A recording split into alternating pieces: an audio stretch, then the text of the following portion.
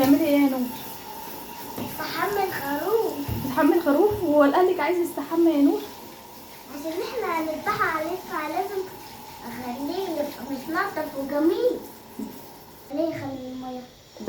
ده كده هتحمل خروف عشان يبقى نضيف ويبقى حلو. يعني عشان العيد.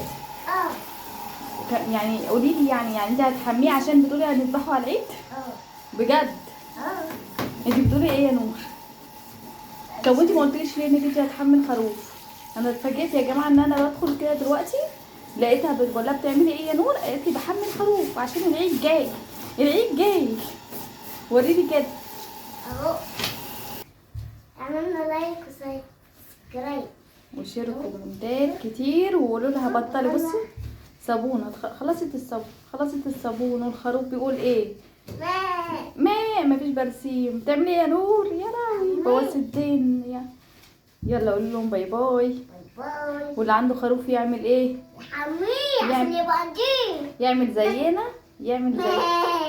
لا، اللي عنده خروف يعمل زينا عشان يقول له ايه؟ نقول له يا عمنا. يلا قول لهم باي باي. باي باي.